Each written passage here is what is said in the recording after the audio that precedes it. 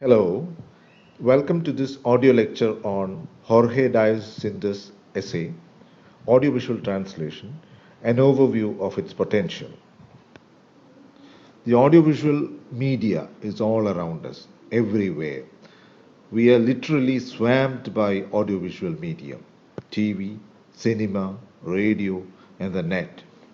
Although audiovisual translation began in the early days of the cinema, first in the form of subtitles and then in the form of dubbing, there has been very little theorization on the subject. Jorge Diaz-Sinder's book, New Trends in Audiovisual Translation, published in 2009, is a collection of essays on subtitling and dubbing of audiovisual texts which provide valuable insights into the theoretical foundations of the discipline as well as into the process of subtitling and dubbing. Some of these essays also analyze the products of subtitling and dubbing, focusing on issues like cultural barriers, transfer of culture, and issues of gender and dialectical and stylistic variety involved in the process of translation. The introductory essay by Sinders titled Audiovisual Translation, an overview of its potential, discusses the scope of audiovisual translation in the contemporary world.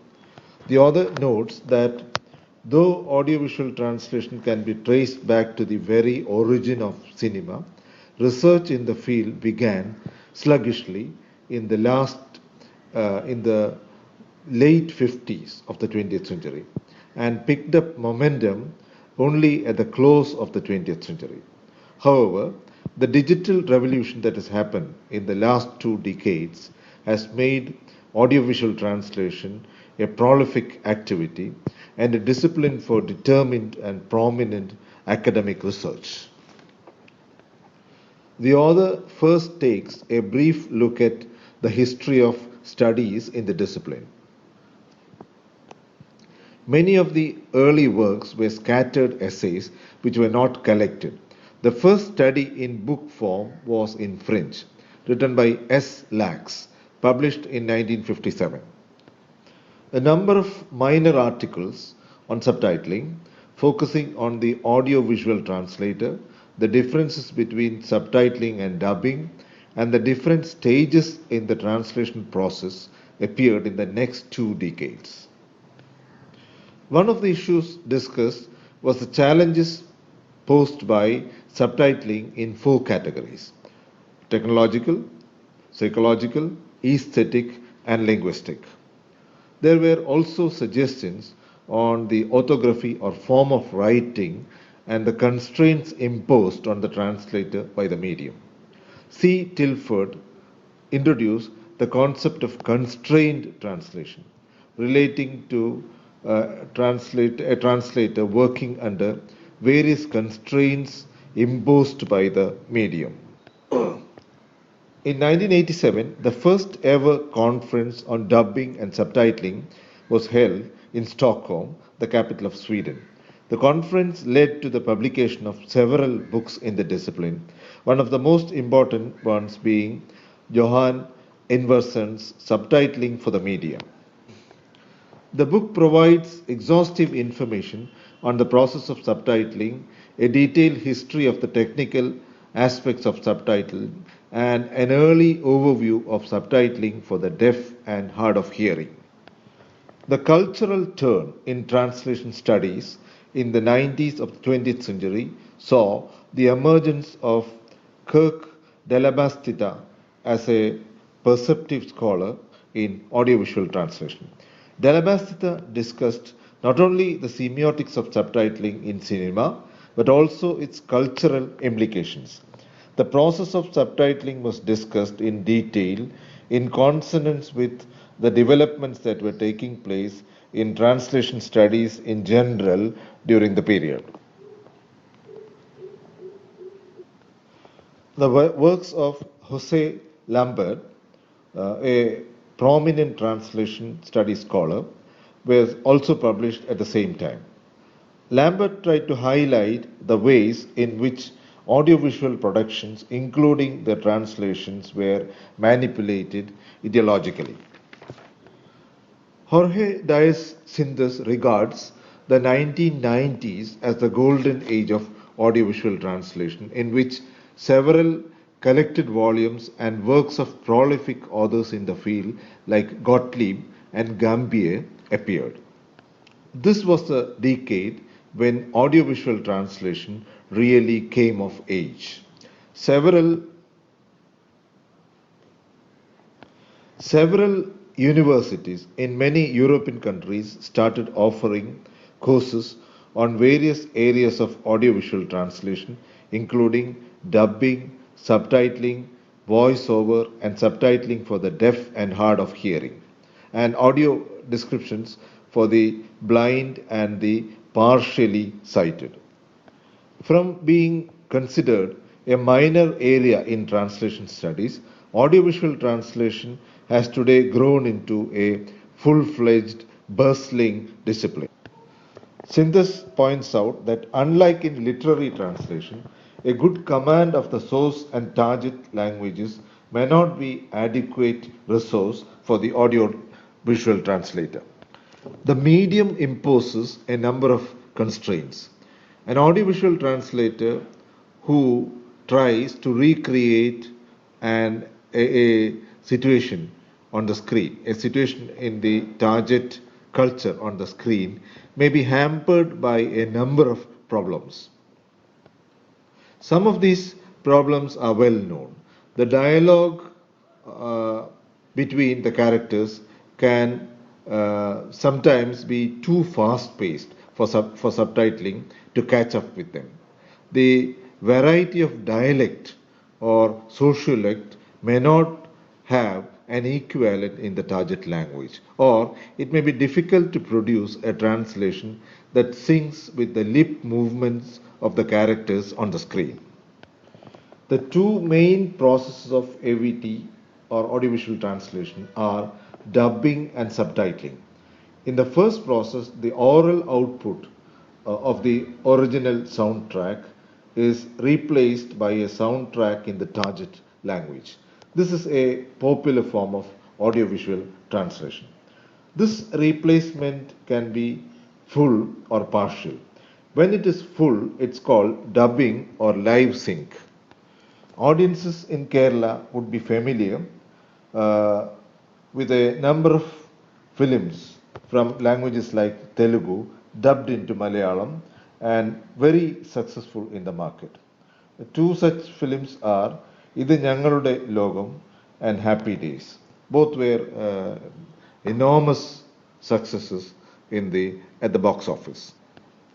In partial dubbing or revoicing, which is called voice over, the original soundtrack can often be heard in the background and may reappear occasionally in place of the new soundtrack. Dubbing involves the replacement of the actors' dialogues by dialogues in the target language. The synchronization of the lip movements with the new dialogues can make the viewers believe that the actors are actually speaking the target language.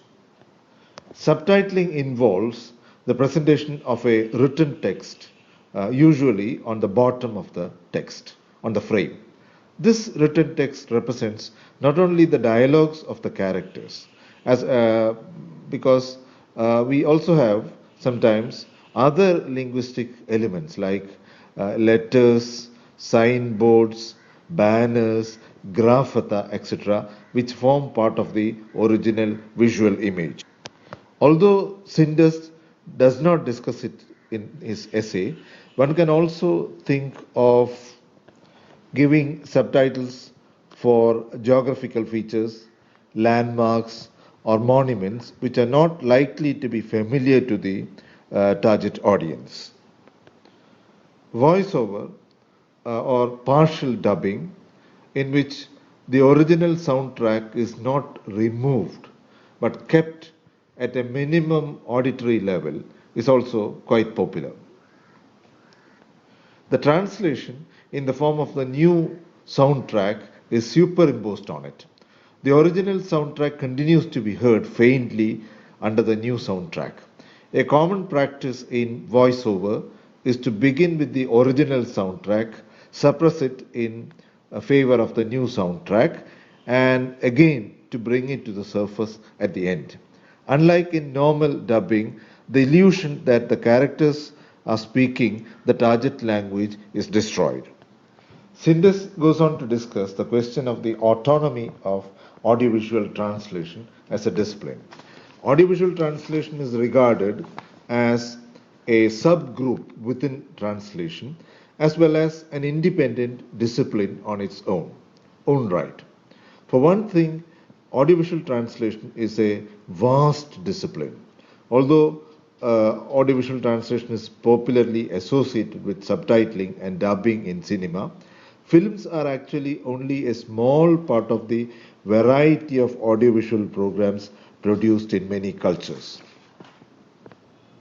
Sindus opts for the autonomy of audiovisual translation, claiming that it is not a variant of literary translation but a category of its own.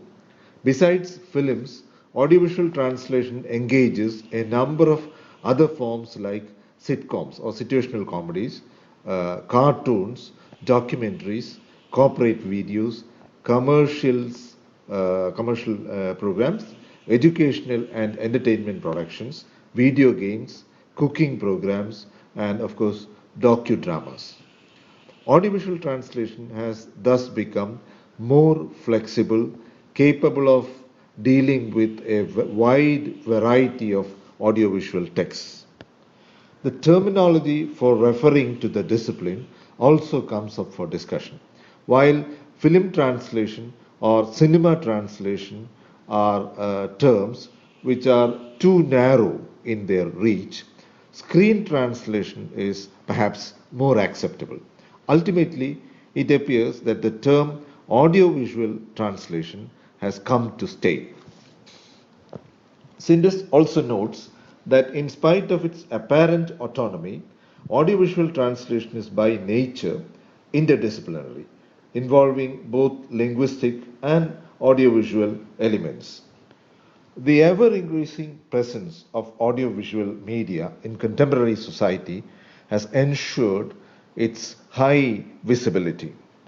Here, a point that is worth considering is that because of its huge culture industry, the overwhelming majority of audiovisual texts produced in the world are, in fact, in the United States of America.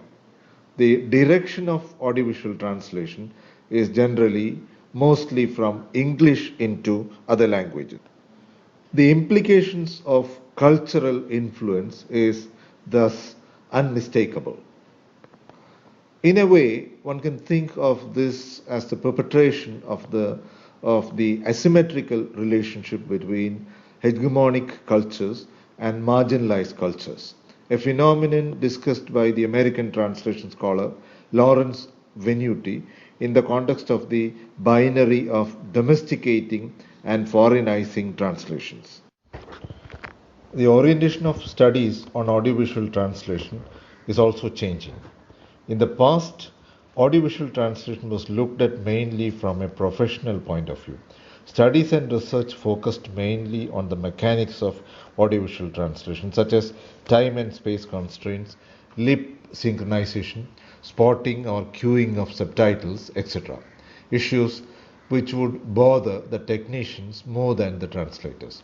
But the topics for study and research are widening in scope, departing from the technical and the purely linguistic. There have been updates from both translation studies and cultural studies, especially from the works of translation scholars like André Lefebvre and Susan Bassnett, which have increased awareness about the embedding of culture in translation. As in translation studies, there has been a cultural turn in audiovisual translation too. Recently, studies on audiovisual translation have looked at how the language used in translating dialogues affects or is affected by social constructs on race, class, and gender. Some of these studies have also looked at the effects of censorship and the manipulation and control of meaning by various institutions in the process of audiovisual translation. The translator's task becomes tricky when dealing with the re-representation through translation of identities and stereotypes. There is the risk of not rendering precisely the location and dislocation of identity in the source language.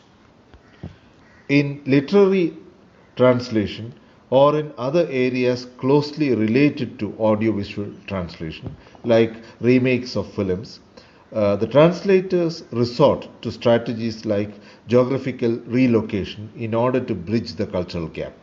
In such cases, the original and translation, remake, or rewriting may diverge considerably from the original, retaining only a certain amount of intertextual relations with the original. This is not possible in conventional forms of audiovisual translation because the original text lives on through the images, as in dubbing and voiceover, and through both images and sounds in subtitling. Translating only the linguistic content of the text without taking into account the other semiotic dimensions of the text will make the target text hazy or mutilated. The project titled Translation in Global News, undertaken by the University of Warwick in Britain, is investigating the multifaceted nature of global news as well as the politics and economics of translation in the global media. The author has a word of caution to add about audiovisual media here. Audiovisual media, especially cinema, not just mirror reality and disseminate information. They also distort reality and indulge in misinformation.